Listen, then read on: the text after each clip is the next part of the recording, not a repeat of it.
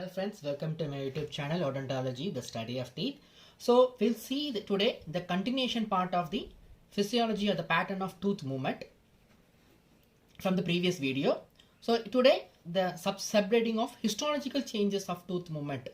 What are the histological changes that happens in the bone as well as the crypt wall and other surrounding tissues. Okay.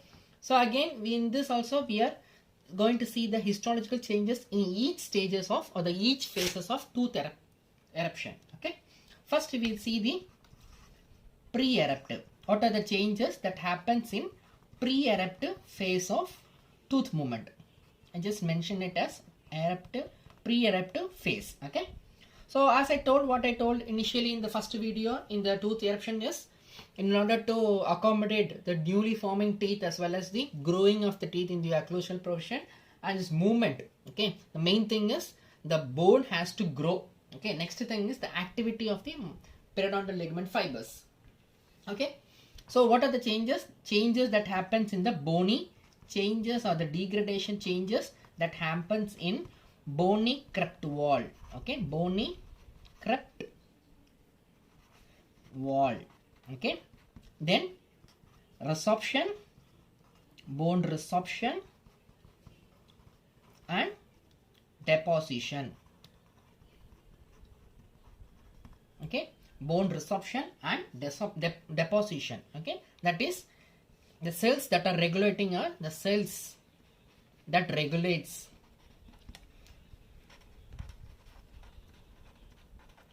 or the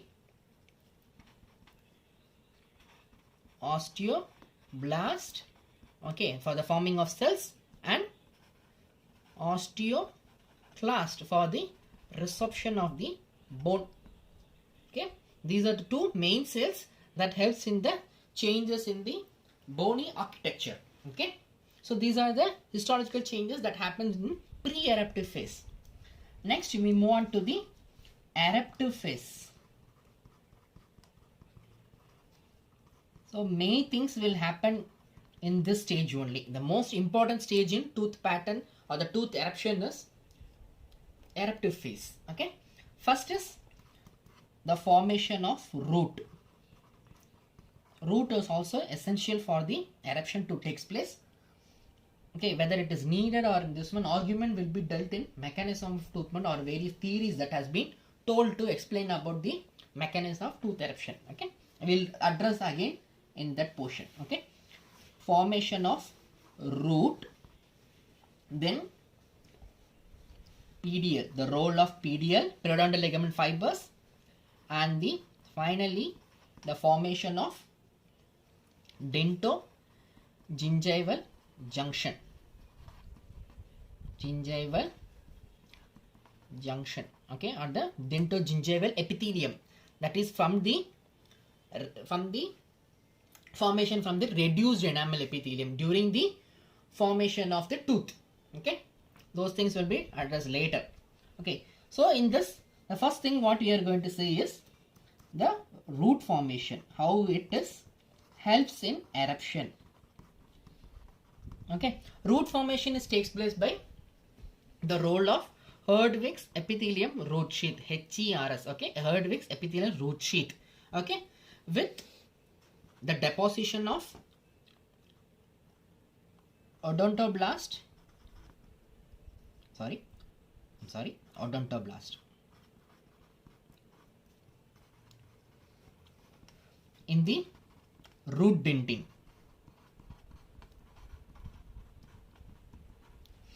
Okay, from the differentiation from the dental papilla. This odontoblast differentiation the dental papilla. Okay, so the root formation, the cells are Herdwick's epithelium root sheath, and from there the odontoblast differentiation takes place and the results in the formation of root dentin, which increases the causes the overall increase in the root length after the formation, resulting in tooth movement. Okay, resulting in tooth movement. So first histological change is the root formation. Okay, that is also essential for the tooth movement to happen. Next is the role of periodontal ligament fibers. Okay, PDL in short. Okay, periodontal ligament fibers. So what is their function is, the main cell that is present is fibroblast. Okay, fibroblast, they have some, when you see in ultrastructure study of fibroblast, they have some filaments like actin filament. Okay, then fibronectin associated with few proteins,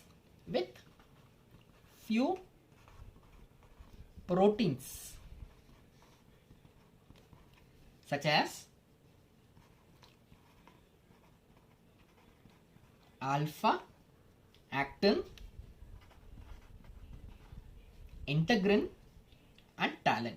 Okay, these are the names you are supposed to remember when writing the description for the role of periodontal ligament fibers and talin.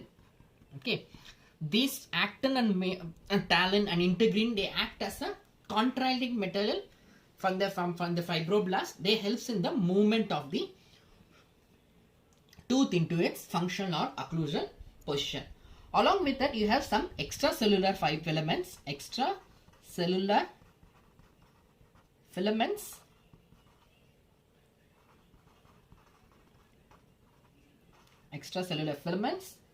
and fibronectin. They act as this fibronectin acts as a glue. Okay, glycoprotein is nothing but as a glycoprotein. They act as a glue and also helps in the degradation and formation of new collagen fibers. Okay, act as a sticky component. Okay, causing in degradation of collagen during the eruption and formation of new collagen fibers.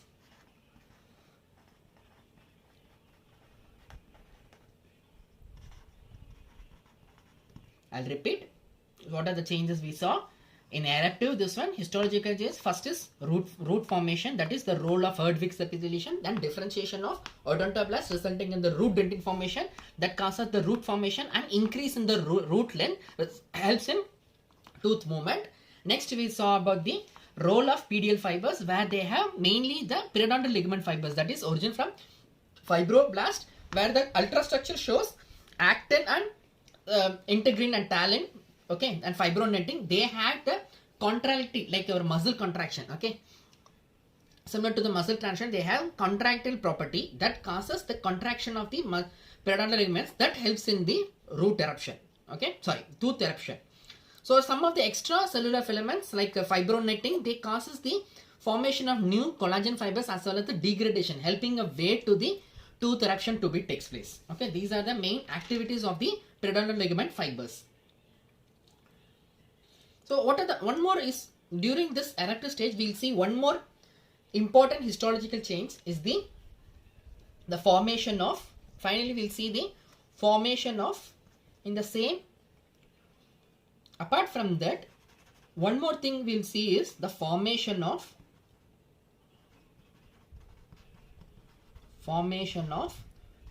gubernacular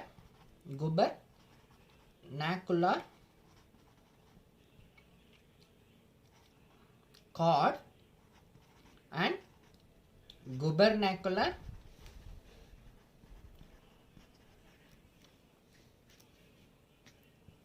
canal. Okay, two main things is formation of gubernacular cord and gubernacular canal. Okay,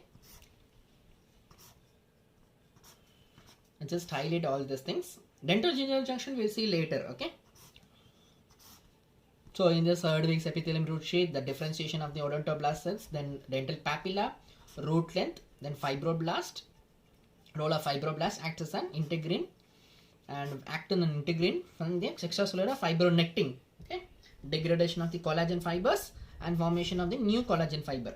Okay, in order to accommodate the newly erupted teeth.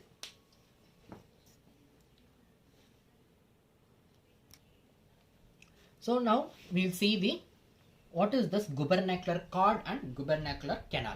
Okay, what is this gubernacular cord? In simple, it's nothing but it's a connective tissue. Okay, it's a small connective tissue that contains remnant. So it's nothing but a connective tissue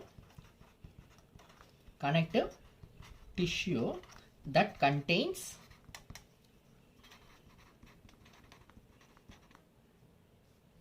epithelial remnants. Okay, epithelial remnants.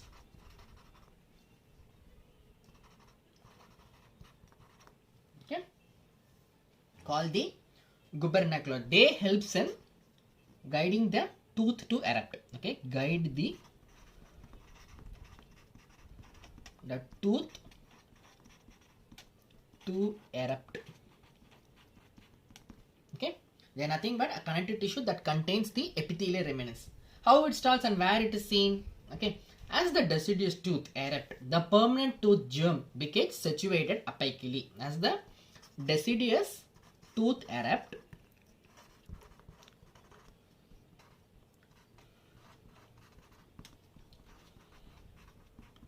the permanent tooth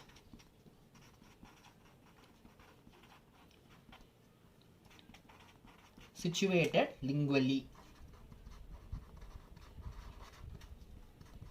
Of course, it is placed lingually. Okay, where it is enclosed by bone.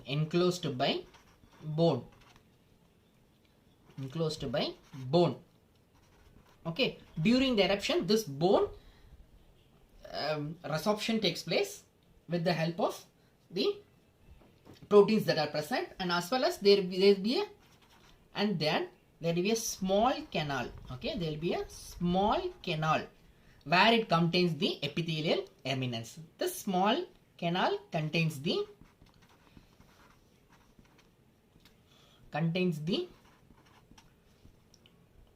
gubernacular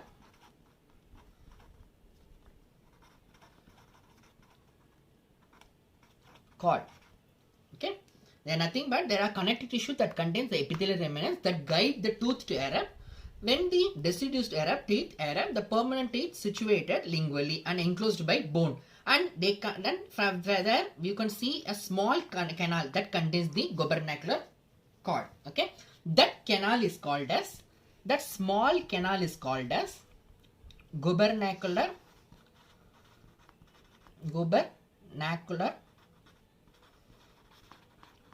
canal. Okay, this canal is called as gubernacular canal.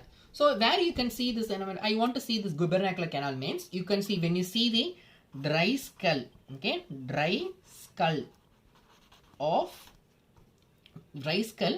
with presence of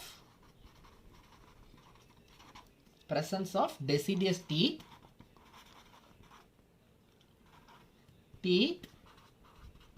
okay, lingually or palatally you can see small canals. Okay, these are called as gubernacular canals. With the presence of they form a way to helping the tooth to guide in its eruptive pathway with the presence of gubernacular cord. Okay, so these are the main changes that happens in eruptive phase of tooth eruption. Okay, next we see about the post-eruptive phase. Okay, finally we move on to the post-eruptive phase.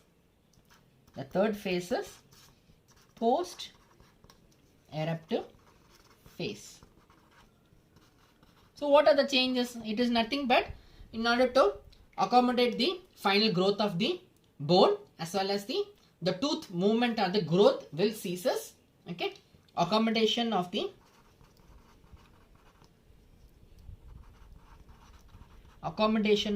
bone growth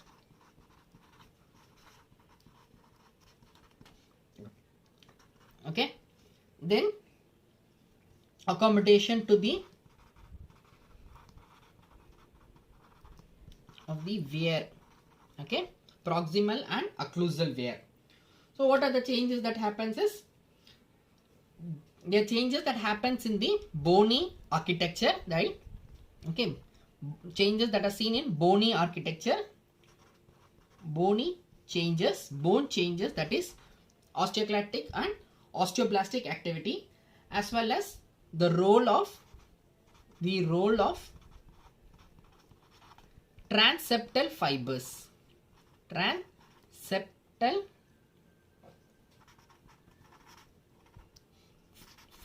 okay.